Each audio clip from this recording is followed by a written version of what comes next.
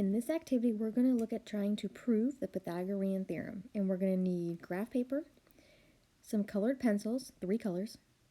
You need some scissors and a ruler.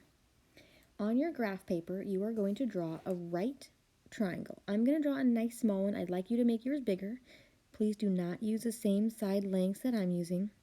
I'm going to make mine 2 units long, and this leg is going to be 3 units long. When you make yours, don't make it too big because we're going to be making some squares also on the same piece of paper. We need it all to fit. And then you're going to use your ruler and you draw the hypotenuse connecting those 2 legs. Okay, and that's going to be, let's color code these here. So this is going to be my A side. So A is going to be 2. We'll make this red one my B side. So B will be 3. And then we'll make this one the green side, and that's going to be my C side. And I don't know how long this one is yet. That's where the ruler is going to come in.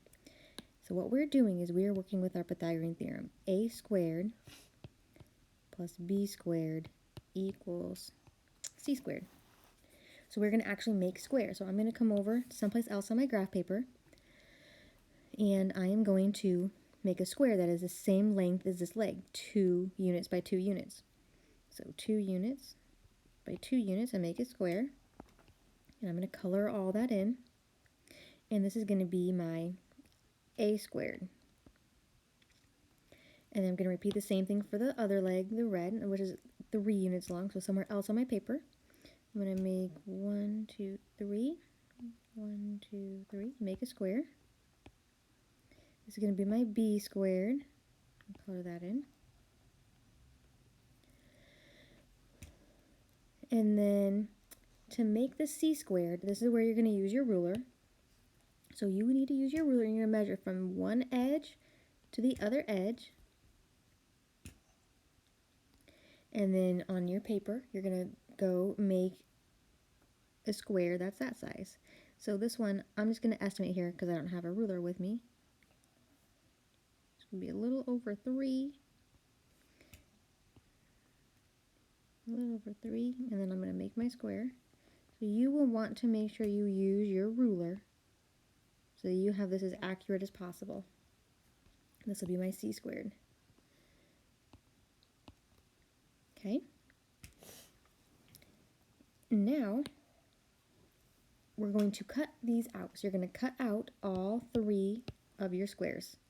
And then this is going to be the bottom.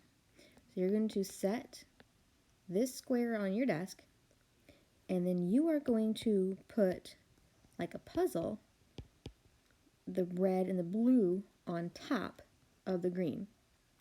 They're not going to fit exactly how they are, so you are going to need to cut up one or both of these.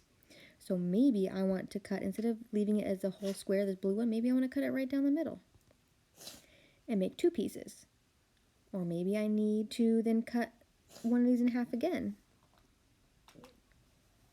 So you decide how you need to cut it. Your goal is to make it fit like a puzzle piece and put all that red and the blue on top of the green. So it's going to be layered up. So you're going to see maybe here's the red.